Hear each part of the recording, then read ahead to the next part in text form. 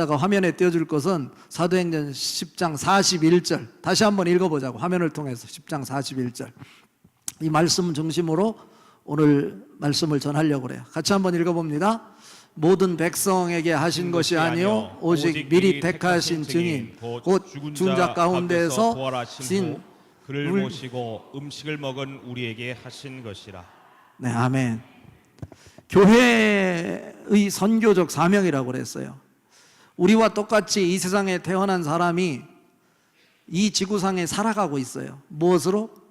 사람으로. 이 사람으로 여러분과 똑같이 살아가는 사람이 이 지구상에 몇 명인지 혹시 아세요? 우리 찬양대원들 몇 명, 성가대원들 몇 명이세요 혹시? 이 지구상의 사람.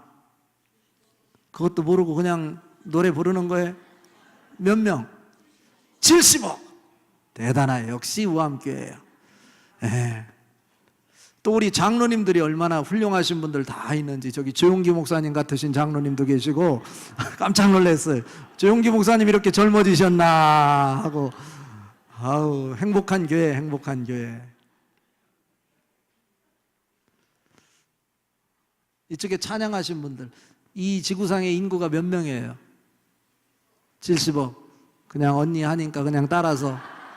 그러다 지옥 간 사람 참 많아요. 73억! 아, 우리 장로님 대단하시네. 그런데도 틀렸으면 어떻게 하나 이거. 실시간 세계 통계라고 하는 사이트가 있어요. 여러분 들어가 보면 바로 주요소에 미터기 돌아가듯이 지금 태어나는 사람, 오늘 보험료 얼마 나갔는지 등등이 다 그냥 수백 가지가 다 나오는데, 현재 이 지구상의 인구는 76억 7천만이 넘어섰어요. 벌써 돌아가고 있어. 지금도 관계없어요. 다 세보지 않았어. 또 여기에 등록되지 않은 미전도 종족도 많이 있어요. 그런데 중요한 것은 이들이 이 땅에 왜 태어났느냐 이거죠. 사람으로. 혹시 여러분이 원해서 이 버튼 3번을 딱 눌러가지고 나 대한민국의 여자로 태어나게 해주세요 해서 태어난 사람 있으면 얘기해봐요. 아무도 없어요. 장로님들도 버튼 눌러서 이 땅에 태어난 사람 아무도 없다는 거예요. 그 얘기는 결국 무엇을 얘기하냐면 내가 이 땅에 태어난 것은 나의 의지와 아무 관련 없이 내가 태어난 것은 권한이 없다는 거예요. 그런데 지금 또 요즘에 돌아다니는 정보에 보니까 인도에서 이 아들이 자기 의지와 관계없이 자기를 이 땅에 사람으로 태어나게 했다고 자기 부모를 법정에 고발을 했어요. 보상금 달라고. 그러니까 그 엄마가 변호사인데 웃기고 있네 하고, 네가 아무리 법정에 고소를 해도 내가 이긴다 하고, 이런 행복한 법정 싸움이 일어나고도 있어요. 그렇다면 우리는 왜 태어났을까라고 하는 거예요. 하나님의 간섭 없이 이 땅에 태어난 사람 아무도 없다는 거예요.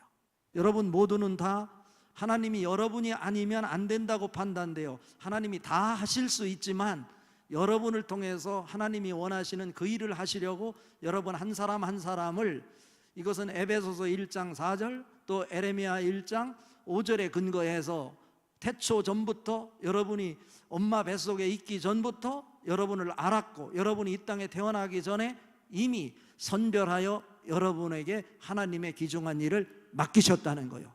이런 자부심을 여러분이 가질 수 있기를 바랍니다. 디모데전서 1장 12절 13절에 보면 나를 능하게 하신 우리 주 예수 그리스도께 감사함은 나를 충성되이 여겨 내게 직분을 맡기심이니, 내가 전에는 박해자요 폭행자요 이러한 박해를 하는 사람이었지만 내가 긍휼을 입은 것은 내가 믿기 전에 알지 못하고 행하였습니다. 이렇게 말씀하고 있고요. 빌립보서 2장 13절에 보면 너희 안에서 행하시는 이는 하나님이시니 자기의 기쁘신 뜻을 위하여 너희로 소원을 두고 행하게 하시나니, 18절 이와 같이 너희도 기뻐하고 나와 함께 기뻐하라 하시니라. 이렇게 말씀하고 있어. 이미 우리가 이 땅에 태어나기 전에 하나님이 여러분을 아셨고, 하나님이 원하시는 소원을 여러분 마음속에 넣어서 여러분이 하고 싶은 것, 그 마음속에 하나님 마음과 일치가 되게 하여, 내가 하나님을 알기 전에는 내가 좋은 일 있을 때 나 혼자 기뻐했는데 이제 내가 좋은 일 했을 때 내 속에 계신 그분이 함께 기뻐하여 그 힘이 합쳐져서 하늘의 능력으로 작동된다, 이런 말씀이에요. 그러니까 여러분은 그 하늘의 비전을 갖고 태어난 사람이니까 대충 살아서는 안 된다는 거예요. 이것은 예수를 믿는 사람이건 믿지 않는 사람이건 관계가 없어요. 여러분 가족에 혹시 예수를 믿지 않는 사람이라고 해서 그 사람이 이 버튼 눌러서 사람으로 태어난 건가요? 아니에요. 아무도 없어요. 이건 예수를 믿든 믿지 않든 관계없이 사람으로 태어나서 이 땅에 인간으로 사는 사람이라면 하늘의 섭리와 뜻 속에 이 땅에 사람으로 태어나서 살아가고 있는 거예요. 그렇다면 내가 누구인지, 나는 보냄을 받은 자로 보내신 자의 뜻이 무엇인지를 붙잡고 살아갈 때 행복한 인생이 될 수 있고, 나이가 아무리 들어서 주름이 생기고 머리가 휘어지더라도 내가 죽음이 두렵지 않은 것은 나는 사명을 붙잡고 이 땅에 태어난 사람이기에 그 사명을 위해서 살다가 그 심부름이 맞춰지면 나에게 일을 맡기신 그분에게 돌아갈 수 있으니 행복이다, 이거예요. 이것을 바그 슈리완 라즈니시라고 하는 문학가는 뭐라고 얘기했냐면, 죽음을 아름다운 한 송이의 장미꽃을 피우기 위해 나는 달려가고 있다 라고 하는 거예요. 죽음이 두렵습니까? 두렵지 않아요. 우리에게 사명을 맡기신 그분 사명 다 하면 나는 그분 만날 수 있고 내 인생의 보고서를 보고해야 돼요. 그날이 설레이지 않습니까? 그 기쁨으로 오늘 또 살아갈 수 있는 여러분 될 수 있기를 바랍니다. 사명이 뭡니까? 사명. 오늘 교회의 선교적 사명이라고 그랬는데, 사명이라고 하는 것은 다른 것이 아니라 내 목숨보다 귀중한 것을 발견했다라고 하는 뜻이요.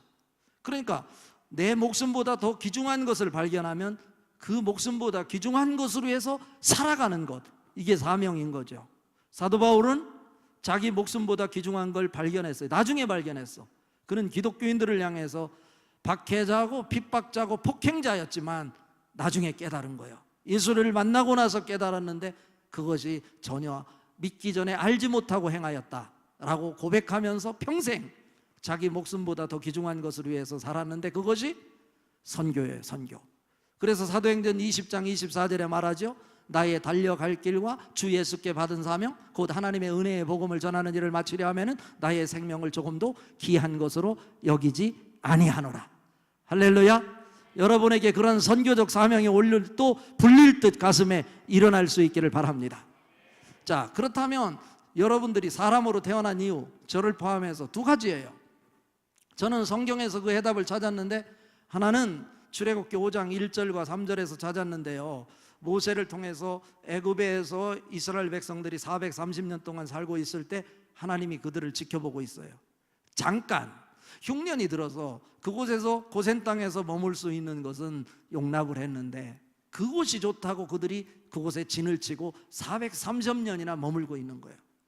하나님이 그것을 받아들일 수 없어서 모세를 훈련시켜서 영적 지도자로 세워서 그곳에 머물러 있는 이스라엘 백성들을 구출해서 가나안 땅으로 인도하는 거예요.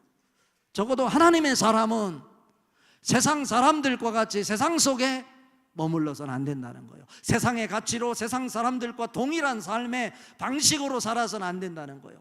하나님이 준비한 젖과 꿀이 흐르는 가나안 땅, 그곳이 힘들지 모르지만, 그곳이 너희 인생의 버거운 인생을 만들어낼지 모르지만 그곳에서 살아가는 것이 너에게 행복이다 라고 하는 거예요. 그때 하나님이 모세를 통해서 그들을 이끌어낼 때 바로가 백성을 보내지 않았어요. 10가지 재앙을 내리는 중에 왜 이스라엘 백성들을 데려가려고 하느냐 할 때 하나님께서 모세를 통해서 바로에게 하신 말씀이 출애굽기 5장 1절과 3절인데 바로 이거예요. 한마디로 표현하면 광야에 가서 하나님께 예배하기 위함이다 라고 하는 거예요. 우리 사람이 태어난 목적이 바로 여기 있다고 보는 거예요.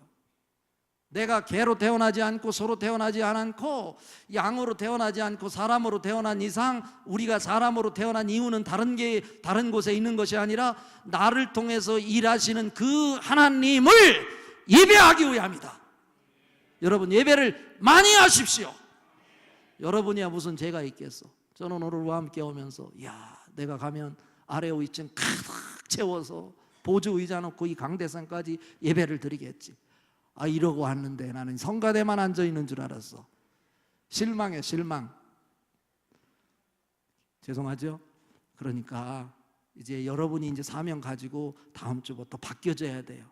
100년의 역사라며요. 내년이면 100년이라는데 청주의 대표적인 롤 모델 교회가 되어야 될 터인데, 그잖아요. 예배가 살아야 돼. 우리 장로님들도 마찬가지요. 예배를 많이 드리십시오. 왜? 내가 태어난 이유가 다른 데 있는 것이 아니라 하나님께 예배하기 위함이라는 거예요. 이건 성경이 가르치는 거예요. 또 하나의 기둥을 신약에서 찾았어요. 저는 사도행전 1장과 2장에 보면 예수님께서 십자가에 못 박혀 돌아가셨다가 3일 만에 살아나시고, 당신이 살아나신 것을 제자들에게, 여인들에게, 또 도마에게, 500의 형제들에게 보이셨어요. 40일 동안 보이시고 승천하시면서 제자들에게 부탁했어요. 나와 약속한 것을 받기 위해 나는 하늘로 가지만 너희들 예루살렘 떠나지 말고 약속을 기다려라. 그래서 마가의 다락방에서 모여서 기도하기 시작한 거예요. 또 한 번 물어보는 거예요. 마가의 다락방에서 그들이 며칠 동안 기도하다가 성령을 받았나요? 아이고, 우리 예쁜 권사님, 며칠 동안? 에? 몰라요? 아시는 분 빨리 얘기해요. 네? 20일이요, 사실 확실하게 120일. 맞아. 그러다가 지옥 간 사람 많다니까. 난 120일이 왜 120일인지 난 이해가 안 되네. 120명이란 소리 들었어도 120일이란 소리 난 처음 들어봐. 80일이요? 아이, 그만둬. 이럴 때는요, 항상 누구에게 물어봐야 되냐면 자기가 하려고 하지 말고, 사람은 부족해요. 우리 속에 사시는 성령님께 물어봐요. 요한복음 14장 26절, 보혜사 곧 아버지께서 내 이름으로 보내실 성령, 그가 너희에게 모든 것을 가르치고 내가 너희에게 말한 모든 것을 생각나게 하리라. 왜 자기가 하려고 그래? 그러니까 100년 나오고 120년 나오고 80년 나오고. 에? 맞았어. 지금 뭐라고 했어? 이렇게 자신이 없다니까. 괜찮아요. 해답 간단해요. 확실히 하세요. 예수님이 십자가에 못 박혀 돌아가셨어요. 언제 돌아가셨든지 관계없어요. 살아나신 날이 부활절이에요. 이 부활절을 부활의 첫 열매의 날이라고 그래서 초실절이라고 그래요. 이날부터 쳐서 사순절 그리고 오순절이라는 게 나오는 거예요. 그럼 예수님이 이 40일 동안 부활하시고 증거하시고 하늘나라 올라가셨고, 그때 올라갈 때 분보해서 그들이 기도했고 성령을 받은 날은 오순절이니까 며칠 기도했어요? 네? 며칠? 50일. 50 빼기 40은 50이요? 10일. 그렇죠? 50 빼기 40 하면 10일이잖아. 10일 동안 기도하는데 성령이 그들에게 임하였어. 사도행전 2장 3절 4절, 그때 당시 상황을 마치 불이 혀에 갈라지는 것처럼 그들에게 나타나게 하여 그 성령이 한 사람 한 사람 머리 위에 임했는데, 그들이 다 성령의 충만함을 받아 다른 언어들로 말하기를 시작하니라. 놀라운 일이 일어났어. 그런데 여기서요, 저는 무엇을 보냐면, 우리 사람이 이 땅에 태어난 이유가 뭐냐? 바로 성령을 받기 위해서 그들이 모였는데, 성령을 받고 보니 성령 받는 게 목적이 아니었더라는 거예요. 사도행전 1장 8절, 같이 우리 아는 말씀이니까, 오직 성령이 너희에게 임하시면 너희가 권능을 받고 예루살렘과 온 유대와 사마리아와 땅끝까지 이르러 내 증인이 되리라 하시니라 말씀하고 있어요. 성령을 받기 전에는 그들이 무서워서요, 예수님이 체포되는 것 보고서 예수님과 같은 당이니까 그들도 체포될 거라 생각해서 문고리를 걸어 잠그고 두려워 떨고 있었는데, 성령을 받고 나니까 능력이 생겨 두려움이 사라지고요, 문고리를 박차고 나가서 예수님 사셨다고 그들이 복음을 전하기 시작한 거예요. 선교적 사명이에요. 전에는 예루살렘밖에 보이지 않았는데 이제 성령을 받고 나서 능력이 임하니까 온 유대가 버리고, 사마리아는 원수라고 생각하고 그곳을 지나가는 것이 재수없다고 해서 시간이 더 걸려도 돌아갔던 곳인데, 그 사마리아 사람들이 성령이 받고 성령이 임하는 곳 아니까 이웃으로 보이고 사랑할 대상으로 보이는 거예요. 그래서 사마리아와 땅끝까지 이르러 내 증인이 되리라 하시니라 이거예요. 교회의 존재 이유는 어디에 있느냐면 선교하는 데 있어요. 교회의 시작은 마가의 다락방에 모인 것부터 교회가 시작이 아니고 그 목적이 실현되면서 교회가 시작됐는데, 목적이 언제 시작됐냐면 성령 받고 능력 받아 두려움이 사라져 복음을 전하는 일을 하면서 교회의 시작이다라고 하는 거예요. 그러니까 교회는 아무리 어려워도 선교하지 않으면 교회는 아닌 거예요. 왜? 세워진 목적이 선교를 위해서 세워졌기 때문에. 그런데 선교는 단순히 복음만 전하는 게 선교가 아니고요, 시간이 없어서 다 생략하지만 1974년 스위스 로잔 선교 대회를 통해서 이렇게 확인이 됐는데, 그 전까지는 관계없어. 뭐 TV에 뭐 유명한 부흥사 장경동 목사님 나와서 이 지역에서 복음을 전하는 건 전도고 저쪽 나라에 가서 복음 전하는 건 선교다 막 이렇게 했는데, 그분이 얘기한 게 맞지 않아요. 성경은 맞지만, 참고로 저는 선교학 교수 출신이요, 선교학 교수가 더 잘 알지 않겠어, 선교에 대해서는? 그런데 선교학 교수가 말하기를 1974년 이후로, 그날 기점으로 영국의 성공의 신부였던 존 스토트가 무엇을 얘기했냐면 선교란 하고 정의를 해놨는데, 선교는 복음 전파 플러스 사회 봉사가 선교다 말했어요. 지금은 인터넷 시대로 아까 SNS 기도도 나왔는데, 이 SNS 기도하는 교회는 우암교회밖에 없어. 대단히 지적 수준이 탁월한 거예요. SNS가 뭐냐고 하면 저쪽 우리 교회 같은 경우는 그게 뭐냐고, 먹는 거냐고 막 이렇게 물어보고요. 그런다니까요. 우리 교회에서 정말로 청년들이 이게 더럽 하면 영어를 더럽 뭐라고 하냐면 사랑이라는 걸 그렇게 표현했더니 어느 장로님이 더럽이 뭐예요? 더럽게? 아니 그러더라고. 근데 이쪽하고 수준이 달라. 그런 얘기 하지 마, 우리 교회 가서. 뭔 얘기하다 이런 얘기.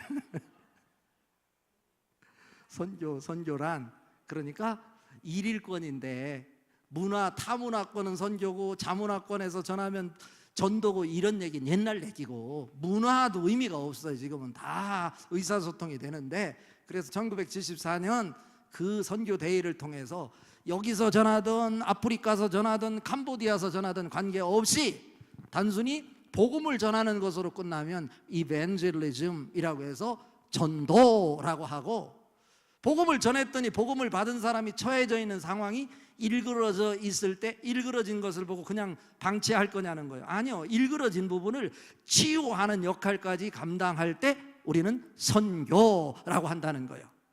이해가 되시나요? 우암교회는 전도만 하는 교회가 아니라 선교하는 교회 될 수 있기를 바랍니다. 그렇다면 이제 우리 사람이 이 땅에 태어난 이유, 지금도 사는 이유는 두 가지라고 그랬어요. 구약에서 하나는 하나님을 예배하기 위함이다, 신약을 통해서 선교하기 위함이다 라고 하는 거예요. 사람이 사는 이유도, 교회가 존재하는 이유도 선교를 위해서 있다 라고 하는 거예요. 선교, 영어로 선교가 뭐예요? 선교가 뭐예요? SNS 권사님? 미션. 사명은 또 영어로 뭐야? 미션이요. 똑같아.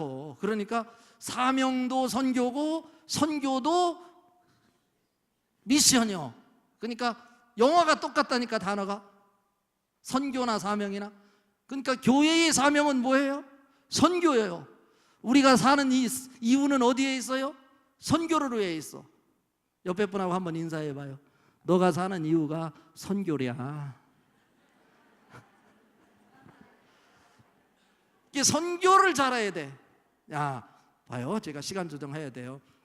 그다음 오늘 본문 말씀 통해서요, 예수님은 그 선교적 명령을요, 예배한 자가 예배를 통해서 은혜 받고 자기 사명이 무엇인지 깨닫고 그 사명을 가슴에 품고 세상에 나가서 살아야 돼요. 우리 전도하는 거, 전도지 던진다고 해서, 전도지 돌린다고 해서 전도지 보고 교회 오는 사람 거의 없어요. 뭘 보고 오냐면 예수를 품고 은혜 받은 사람이 사명 가지고 일상의 삶 속에서 살아가는데, 예수님을 우리가 임신했다고 그러잖아. 결혼하면 아기 배면 임신, 뭐예요? 뭘 보고 임신이라고 그래? 신이 임했다는 거예요, 우리 속에. 여러분 다 임신하기를 바랍니다. 아멘 좀 해봐요. 임신하기를 바랍니다. 예수님을 잉태해야 돼. 부활하신 예수님은 성령으로 우리에게 오셔서 우리 속에서 사세요. 그럼 우리는 예수님을 임신한, 잉태한 사람이요. 임신을 했으면 뭐를 해야 돼요? 또 애를 안 낳은 사람처럼 그러네. 뭐 애를 해야 돼? 애를 낳아야 돼. 안 낳으면 어떻게 돼? 엄마도 위험하고 애기도 위험해. 다 죽어. 그러니까 여러분은 예수님을 잉태하고 사는 사람이니까 일상의 삶 속에서 예수님이 가지신 가치, 예수님이 가지신 표정, 예수님이 원하는 그 삶을 여러분이 아기를 낳아서 세상 사람들에게 보여줘야 돼. 이것을 저는 뭐라고 그러냐면 매력을 뿜어내는 모습이다 라고 하는 거예요. 교회 다니는 사람이 쪼잔하게 밖에 나가서 차값도 안 내고 밥값도 안 내고 운동화 끈이나 묶어 쌓고 이래가지고 예수 믿겠어? 누가? 안 믿어요. 세상 사람들이 하기 싫지만, 자기가 손해가 되는 일이지만 내 속에 누가 계시기에? 예수님의 영이, 성령님이 계시기에 그분이 원하는 일을 기쁨으로 감당할 때 그들에게 감동을 주고 그들에게 매력이 느껴져서 저 사람이 좋아서 나는 교회 가야 되겠다, 이래서 전도되는 거예요. 이런 역사가 우리 우함교회를 통해서 많이 나타날 수 있기를 바랍니다. 하나 더요. 내가 기독교인이다 아니다, 무엇으로 구분할 수 있을까요? 내가 그리스도인이다 아니다, 무엇으로 구분해요? 내가 찬양대 선다고 그리스도인인가? 아닐 수 있어요. 여기 기독교인이 아닐 수도 있어. 그 해답은요, 로마서 8장 9절에서 분명히 말하고 있어요. 만일 너희 속에 하나님의 영이 거하시면 너희가 육신에 있지 않고 영에 있나니 누구든지 그리스도의 영이 없으면 그리스도의 사람이 아니니라. 요한일서 5장 12절에 보면 아들이 있는 자에게는 생명이 있고 하나님의 아들이 없는 자에게는 생명이 없느니라 말씀하고 있어. 그리스도인이다 아니다는 무엇에 따라서 그리스도인이다 아니다 말한다고요? 내 속에 부활하신 영인 그리스도 성령님이 계시면 그리스도인이고 그 성령님이 없으면 그리스도인이 아닌 거예요. 여러분 모두는 다 그리스도인이 될 수 있기를 바랍니다. 그렇다면 그리스도를 모시고 사는 사람은 여러분이 살아가는 삶 속에 예배당에서만 아니고 일상의 삶 속에서 매력을 뿜어내야 돼.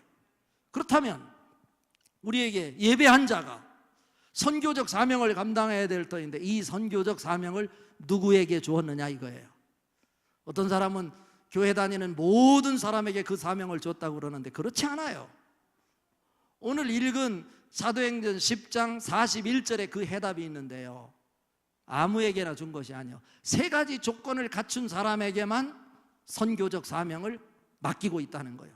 저는요, 이 두 가지 기둥을 이루기 위해서 교회로서, 아니 내가 사람으로 살아가면서 예배하는 자, 그리고 또 하나는 선교적 사명을 감당하는 자, 이 일을 위해서 조건이 있다 이거예요. 이왕이 이 땅에 태어나 사람으로 사는데, 하나님의 자녀로 사는데 그 조건을 갖춰서 그 사명을 감당하며 살 수 있는 여러분 될 수 있기를 바랍니다.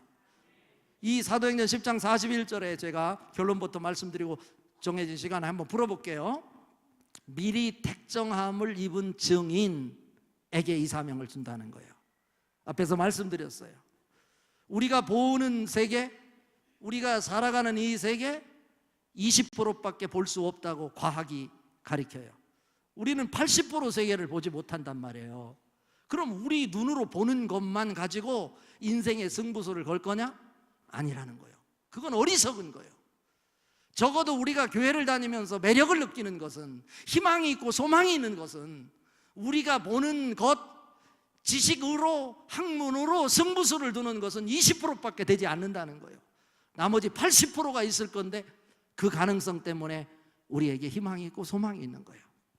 세계적인 과학자 아인슈타인이 그의 IQ를 3%에서 5% 사용하고 죽었다고 말하고 있어요. 그럼 우리 같은 사람 1%도 쓰지 못하고 죽을 거예요. 하나님은 우리에게 100%를 다 쓰라고 주신 건데, 포텐셜리티라고 그러죠. 잠재성이 누구에게나 다 있는데 그것이 나 혼자 만들어지지 않는다는 거예요. 내 속에 성령님이 들어와서 사실 때, 이 세상에 살 때는 시간, 공간의 제약을 받지 않는 것이 아무것도 없어요. 하나님조차도 이 세상에 와서 사실 때는 육체를 입고 사셨어요. 그런데 성령님이 부활하시고 하나님 앞에 가서 성령을 우리에게 보내주셔서 그 성령의 세계는 시공을 초월한다고 그래요. 여전히 그 성령님도 혼자 사시는 게 아니고 믿는 사람의 몸을 빌어서 산다고 하는 사실을 기억하길 바랍니다. 그러니까 여러분 몸이 성전인 거예요. 고린도전서 3장 16절 10절, 너희는 너희가 하나님의 성전인 것과 하나님의 성령이 너희 안에 거하시는 것을 알지 못하느냐. 누구든지 하나님의 성전을 더럽히면 하나님이 그 사람을 멸하시리라 말씀하고 있고요. 또 고린도전서 6장 19절 20절에 보면 너희는 너희가 하나님으로부터 받은 바 너희 가운데 계시는 성령의 전인 줄 알지 못하느냐. 너희 몸은 너희 자신의 것이 아니라 값으로 산 것이 되었으니 그런즉 너희 몸으로 하나님께 영광을 돌리라 말씀하고 있어. 여러분 몸을 통해, 여러분 인생을 통해 하나님 영광 돌릴 수 있기를 바랍니다. 그렇다면요, 봐요. 여기도 뭐 서울대 나오고 하버드에 나오고 이런 사람 있을 수 있겠지만 그것 가지고 인생의 승부수가 나지 않더라는 거예요. 그 사람에게 뭐가 있어야 하냐면 20%는 학문으로 볼 수 있어요. 근데 학문으로 접근할 수 없는 그 세계가 있는데 그 세계가 더 크다는 거예요. 그게 80%예요. 이 세계를 영적인 세계라고 하는 거예요. 우리에게 있어서요, 이 우한교회 같은 대표적인 정주의 대표적인 교회 안에 100년의 역사를 가진 교회, 당연히 학문으로 친다면 이준원 목사님이 아니고, 이거 서울대 안 나오셨잖아요. 나 물어보진 않았는데 안 나왔잖아. 그럼 저분이 와 계실 곳이 아니요. 그런데 제가 보니까 다 그런 건 아니지만 서울대 나오고 목사가 된 분 보니까 목회 정말 못해요. 자기 쥐꼬리만한 지식 가지고 목회를 하려고 하니까 목회가 지식으로 돼요? 학문으로 돼요? 안 돼요. 기도요, 기도. 영적인 능력이 있어야 목회가 되는 거예요. 그렇잖아요. 그 능력이 여러분들에게도 작동될 수 있기를 바랍니다. 봐요.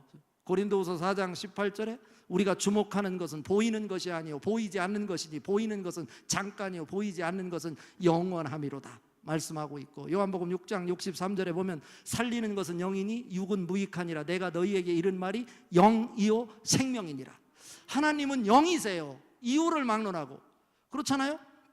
고린도후서 3장 17절에 보면 주는 영이시니 주의 영이 계신 곳에는 자유함이 있느니라. 요한복음 4장 24절에도 하나님은 영이시니 예배하는 자가 영과 진리로 예배할지니라. 영적인 것은 영적인 것으로 분별한다고 고린도전서 2장 13절에도 분명하게 말씀하고 있어요. 종교가 존재하려면 무한한 하나님과 유한한 인간이 어떻게 하나가 될 수 있는지 연결고리를 말하지 않으면 종교가 될 수 없어. 기독교도 될 수 없어. 교회도 될 수 없어. 그걸 어떻게 해결할 거냐?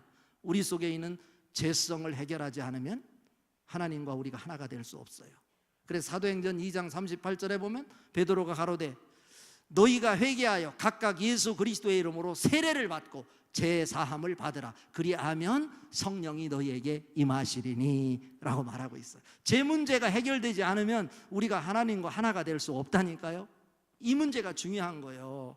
그리고 시편 66편 18절에 보면 내가 내 마음에 죄악을 품으면 주께서 듣지 아니하시리라. 요한일서 1장 8절 9절 이어서 말하기를 뭐냐면 만일 우리가 죄가 없다고 말하면 스스로 속이고 또 진리가 너희 속에 있지 아니할 것이요 만일 우리가 우리 죄를 자백하면 그는 미쁘시고 의로우사 우리 죄를 사하시며 모든 불의에서 우리를 깨끗하게 하실 것이요.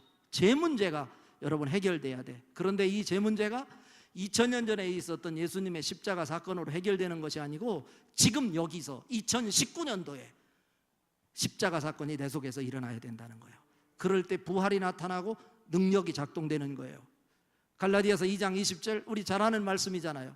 내가 그리스도와 함께 십자가에 못 박혔나니 그런즉 이제는 내가 사는 것이 아니요 오직 내 안에 그리스도께서 사시는 것이라. 내가 육체 가운데 사는 것은 나를 사랑하사 나를 위하여 자기 몸을 버리신 하나님의 아들을 믿는 믿음 안에서 사는 것이라 말씀하고 있어요. 베드로전서 2장 24절 친히 나무에 달려 그 몸으로 우리 죄를 담당하셨으니 이는 우리로 죄에 대하여 죽고 십자가잖아요. 의에 대하여 살게 하려 하심이니 라고 말씀해요. 그가 채찍에 맞음으로 너희가 나음을 얻었나니 너희가 전에는 양과 같이 길을 잃었더니 이제는 너희 영혼의 목자와 감독 되신 이에게 돌아왔느니라 말씀하고 있어요. 십자가 사건이 지금도 여러분에게 일어나기를 바랍니다.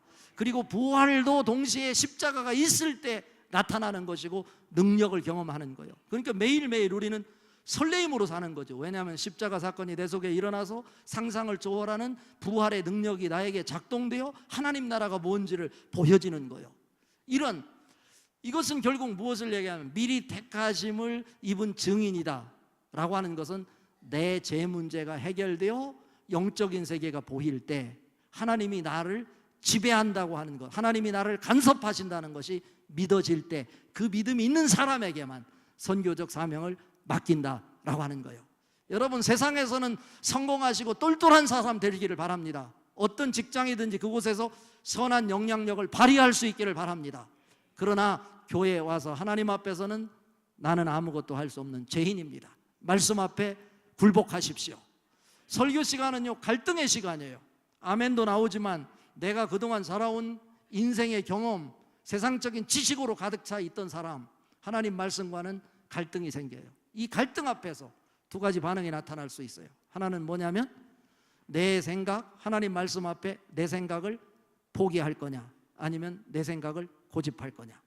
여러분, 생각을 하나님 말씀 앞에 내려놓을 때 여러분은 영적 세계를 경험할 수 있는 거예요. 그럴 때 비로소 아하, 나는 미리 내가 이 땅에 단추를 눌러서 태어난 것이 아니라면 태초에 하나님께서 나에게 간섭을 하시고 섭리를 가지고 뜻을 두어 나를 이 땅에 보내주셨구나. 나는 택정함을 입은 사람이다. 거룩한 제사장이다. 택하신 족속이다. 그러니 이제 그 하나님의 은혜로 살아야 되겠다. 그 믿음이 여러분 믿어질 수 있기를 바랍니다. 하나님이 100% 믿어질 수 있기를 바랍니다. 하나님이 100% 믿어질 때 100% 순종이 가능한 거예요. 순종은 99%라는 건 없어요. 100% 순종하여요. 그럴 때 이 교회가 새로운 교회로 다시 태어나게 될 줄로 믿습니다. 두 번째는 뭐냐면 예수님, 부활하신 예수님을 모시고 산 사람. 그런데 부활하신 예수님을 모신 사람이 어디 있어? 부활을 보지도 못했는데. 그럼 우리는 자격이 없는 것 아닌가? 그런데요, 고린도후서 5장에 보면 우리에게 무엇을 얘기하냐면 성령을 받으면 성령이 하는 일이 보증인이 되어준대요. 뭐라고? 하나님의 자녀라고. 고린도전서 12장 3절도 누구든지 성령이 아니면 예수를 주라 신할 수 없느니라. 예수님이 구원자라고 하는 것이 믿어지는 거예요.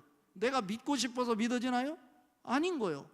믿고 싶어서 믿어지는 것이 아니라 내 속에 성령을 모실 때 성령님이 나로 하여금 믿어지게 만드는 거예요. 믿어지게. 야, 이것은 제가 생략할게요. 에베소서 5장 18절, 그래서 술 취하지 말라, 이는 방탕한 것이니 오직 성령 충만을 받으라 말씀하고 있잖아요. 여러분, 성령님이 들어와도 여러분 인생이 바뀌어지는 게 아니에요. 여러분 것을 털어내야 성령님이 주도하도록 삶을 맡겨야 성령님이 여러분 인생을 주도하게 되는 거예요. 성령이 주도하게 될 때 내 마음속에 뒤흔들림이 있어. 내 생각이 맞는 줄 알았더니 아닌 거예요. 성령이라고 하는 것은 보혜사라고 그러잖아요. 파라클레이토스라고 하는데 헬라어로 그것은 뭐예요? 곁에서 나를 부른다라고 하는 거예요. 왜 불러요? 도우려고 부르는 거예요. 보혜사, 보호하시고 은혜 주시고 가르치시는 분이라는 거예요. 그 성령님이 여러분 인생을 주도할 수 있기를 바랍니다. 성령이 임할 때 비로소 내가 방언을 말하게 되고 치유가 나타나고, 전에는 그런 일이 없는데 아픈 사람 보면 자꾸 기도하고 싶고, 그래서 그 사람은 손을 잡고 기도했더니 병이 고쳐지는 거예요. 이것이 지식으로 되겠어요? 학문으로 되겠어요? 경험으로 되겠어요? 그 경험을 뛰어넘는 능력, 하나님께서는 우리에게 소유하기를 원하시는 거예요. 그런 사람에게 하나님은 당신의 선교적 사명을 맡기신다라고 하는 거예요. 마지막 한 가지, 부활하신 예수님을 모시고 산 건, 이건 가룟 유다 예수님의 제자가 한 사람 빠졌을 때 셋을 그 보완할 때 조건도 똑같아요. 부활하신 예수님을 모시고 그분과 함께 음식을 먹은 사람. 예수님과 같이 음식을 먹은 사람이 어디 있어요? 여기 있으면 얘기해봐요. 저는 이 말씀을 묵상하다가 아하, 바로 그거다. 나는 음식을 먹은 사람이다. 음식이 뭐예요? 말씀 아니에요? 말씀? 그러니까 내 인생을 무엇으로 사는 사람? 말씀으로 살아 말씀의 지배를 받는 사람, 그 사람, 하나님께서 부활하신 예수님과 음식을 같이 먹은 자로 간주해 주겠다는 거예요. 신명기 8장 3절, 그리고 마태복음 4장 4절, 누가복음 4장 4절을 심팔산 마사사 누사사라고 그래요. 너를 낮추시고 너를 줄이시며 너도 알지 못하고 네 조상도 알지 못하던 만나를 내게 먹이신 것은 사람이 떡으로만 사는 것이 아니요 여호와의 입에서 나오는 말씀으로 사는 줄을 내가 알게 하려 하심이라 말씀하고 있어요. 이게 놀라운 기적인 거예요. 여러분, 하나님 말씀 앞에 길들여질 수 있기를 바랍니다. 내가 가던 길도 하나님의 말씀이 하면 스톱하고 돌아서서 말씀 따라 인도함을 받는 여러분 될 수 있기를 바랍니다. 시편 119편 105절에 보면 주의 말씀은 내 발의 등이요 내 길의 빛이니라 라고 말했고, 잠언 16장 24절에 보면 선한 말은 꿀송이 같아서 마음에 달고 뼈에 양약이 되느니라. 저는요, 이 말씀을 하면서 충분한 시간이 없어서 다 설명하지 못하지만 이 말이 하나님이 무에서 유를 창조하신 말씀이잖아요. 하나님이 가라사대 빛이 있으라 하니 빛이 있었고 하나님이 보시기에 좋았더라. 죽은 나사로에게 살아나라 할 때 살아났어요. 죽은 청년 장례식에 갈 때 관에 손대고 일어나라 할 때 일어났어요. 이게 능력의 말씀이에요. 이 말이라고 하는 것은 하나님 말씀만 말하고 싶은 게 아니에요. 저는 하나님의 말씀은 예수를 믿는 성령님을 모시고 사는 사람에게 그 말씀이, 하나님 말씀이 우리의 입을 통해서 재창조의 역사를 이루도록 만드신다 이거예요. 그러니까 여러분, 지금부터는 여러분 혀가 성령에 의해서 주도되는, 그래서 그 여러분 입술에서 나오는 말씀이 능력이 나타나서 재창조력이 나타나고 견인력이 나타나고 그 말씀이 성취력이 나타나는 거예요. 선교도 그래서 치유 선교, 언어 치유라는 게 나타났어요. 위로해주고 격려해주고 힘을 주고. 이게 이스라엘 백성들 정탐꾼 보냈을 때 12명 중에 10명은 부정적인 말 했잖아. 2명이 긍정적인 말 했잖아. 왜요? 똑같은 상황이에요. 성경은 사실을 말하는 걸 원하는 것이 아니라 믿음의 언어를 말하기를 하나님은 기대하고 계셔요. 사실을 말한 10명 다 죽었어요. 그런데 믿음의 말을 한 사람 하나님이 기뻐하시면 그들은 우리의 먹잇감이 될 것이다. 이게 중요한 거예요. 하나님이 기뻐하시면, 불가피한 상황이라도 부정적인 말을 하지 말고 하나님이 기뻐하시는 일이면 하나님이 능히 나를 통해서 하실 것이다 라고 하는 거예요. 잠언 12장 18절에 어디까지만 얘기하고 정리를 할게요. 제가 언어에 관한 논문을 한번 썼어요. 학술지에 발표를 했는데 언어에 관한 것이 성경에 257개가 있더라고요. 그걸 제가 다 암송해요. 암송 257가지 암송하려면 저녁 때까지 해야 되잖아요. 그러니까 중요한 거 몇 개만 하면서 마무리하려고 그래요. 봐요. 잠언 12장 18절에 보면 칼로 찌른과 같이 함부로 말하거니와 지혜로운 입술은 양약 같으니라. 아까 대전대 한방병원 원장님이 여기 계시다고 하는데 싱글 어디 계세요? 손 들어봐. 아무리 침 놔서 고쳐지는 게 아니고 뭐라고요? 지혜로운 입술은 양약이래요. 고쳐진대요. 치유래요. 잠언 15장 4절에 보면 온순한 혀는 생명나무라도 패리한 혀는 마음을 상하게 하느니라.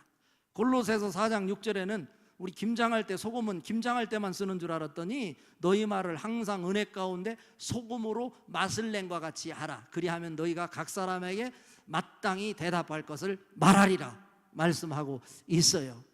잠언 18장 21절에 보면 죽고 사는 것이 혀의 권세에 달렸나니 혀를 쓰기 좋아하는 자는 그 열매를 먹으리라 말씀하고 있고요.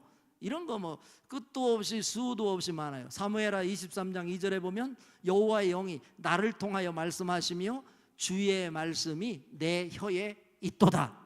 잘 생각해 봐요. 지금부터 세 가지의 성경 구절을 댈 건데 이 적용하는 거예요. 하나님의 말씀이 단순히 하나님 말씀으로 끝나는 것이 아니라 성령 받은 사람에게, 당신의 자녀들에게 그 말씀이 재창조 능력으로 작동되도록 우리 혀에 말씀을 주셨대요.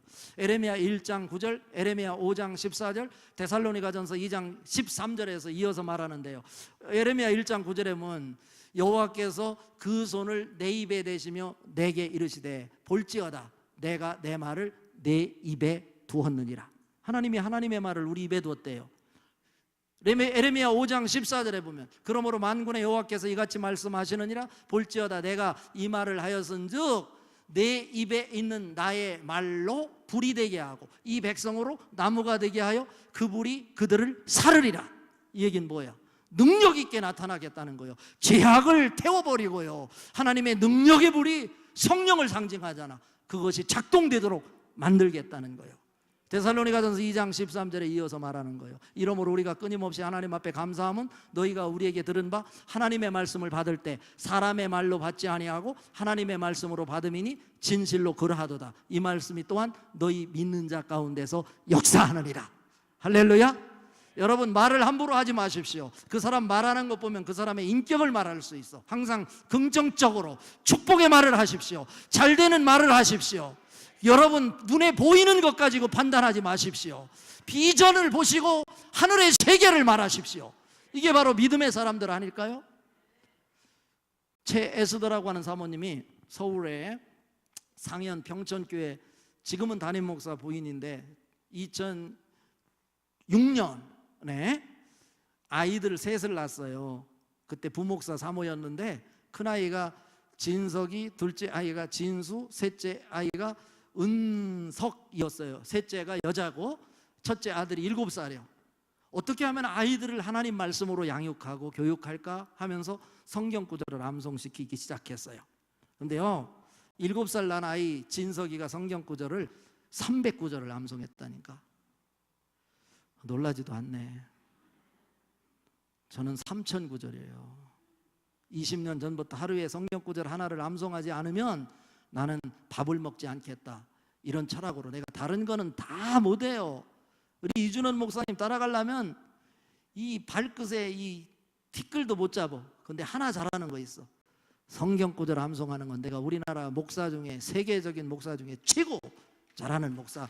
아니, 나한테 박수 칠 거 없어요. 암송하는 게 중요한 게 아니고 이 말씀은 항상 또 행동이 따라야 돼요. 그 능력이 있단 말이에요, 말하는 것이. 그러니까 여러분도 도전해보라, 이런 얘기예요. 하루에 한 구절씩 암송하면 사람이 떡으로만 사는 것이 아니라 하나님 입에서 나오는 말씀으로 산다면 여러분이 말씀을 적어도 하루에 한 구절은 먹어야지. 그러면서 무슨 내가 믿음이 좋다, 권사다, 찬양 성가 대원이다 이럴 수 있냐는 거예요. 성경 물어봐도 하나도 모르고 뭐 120일 동안 기도에 마가의 다락방에서 기도했다고 그러고 이러면 안 되잖아요. 이런 지식이 있어야지, 성경에 대한 지식이 있어야 능력이 되는 거지. 그런데 그 최에서도 사모님 둘째 아이가 3살이었는데 그 아이가 성경 12개를 암송했어요. 그리고 은석이라고 하는 1살 난 아이가 성경 구절 3개를 암송했어. 얼마나 멋있어. 그런데 어느 날 뭐를 했냐면 친정집에 가는데 그 마을 어귀에 송아지만한 이 큰 개 2마리가 막 지서대는데 이 사모님이 무서워서 못 가겠는 거예요. 거기를 지나가지를 못하고 벌벌 떨고 있는데 당시에 7살 났던 진석이가 지서대는 개를 향해서 외친 소리가 이 개는 참으로 강건하구나. 그랬더니 개가 꼬리를 딱 내리고 딱 숙이더라는 거예요. 그래서 딱 지나갔다. 이건 뭐예요? 그 7살 난 아이가 성경으로 무장되어 있으니 말하는 것 한마디가 하나님의 능력으로 작동되어 개도 말씀 앞에 순종하더라 이거요.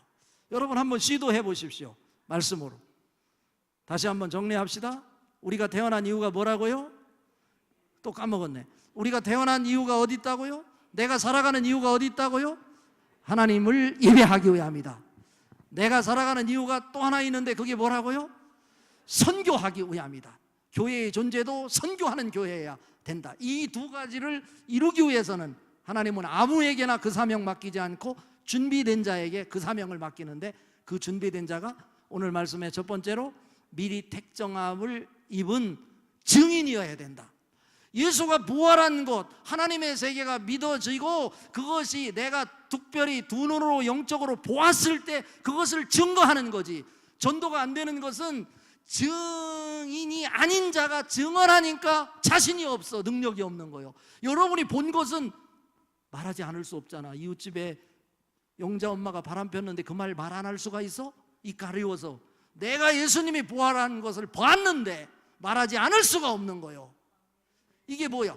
증인이 증언하는 것, 이것이 전도가 되는 거예요. 이것이 전제가 되는 것이 미리 택정함을 입은 증인이라는 거예요. 그리고 어떤 자? 예수님과 같이 부활한 예수님을 모시고 산 사람. 이것은 뭐한 사람에게 그거로 간주해준다? 성령 받은 사람. 여러분 성령과 인격적인 교제를 나누십시오. 그분이 가르쳐 줄 거예요. 여러분을 도와줄 거예요. 위로해 줄 거예요. 용기를 줄 거예요. 이끌어 줄 거예요. 그러면서 동시에 세상 방식으로 사는 것이 아니라 하나님 말씀으로 사는 사람, 말씀의 지배를 받는 사람, 이 세 가지 조건을 갖춘 사람에게 우리가 사람으로 사는 동안 교회로서의 예배하는 자로서 선교적 사명을 감당하도록 그 일을 맡기신다. 그 주인공들이 오늘 우암교회에서 다 나타날 수 있기를 바라고, 그 일을 위해서 우리 CTS가 무엇을 하는 거예요? 100만인 기도운동, 기도를 통해서 뭐 하겠다는 거예요? 증인이 되겠다는 거예요. 복음을 전하겠다는 거예요. 여러분 힘드시더라도 믿음으로 이 일에 십시일반으로 커피 한 잔 한 달에 내가 이 복음을 위해서 예수 증언하는 일에 내가 동참한다, 이런 믿음을 가지고 5,000원, 10,000원씩 동참해 주시면 여러분이 모아진 힘이 크게 하나님의 능력으로 작동될 것이고, 더군다나 CTS는 우암교회 사랑을 받고 우암교회 울타리 안에 있잖아요. 이 우암교회 부속 CTS요. 그런데 CTS가 또 우암교회를 홍보하는 데 얼마나 큰 역할을 하는지 몰라요. 여러분 동반자로서 오늘 이 100만인 기도운동에 여러분들이 주인공 되어줄 수 있기를 주님의 이름으로 축복합니다. 기도하시겠습니다. 하나님 아버지 감사합니다. 오늘 주신 이 말씀 통해서 우리가 다시 한번 내가 왜 살아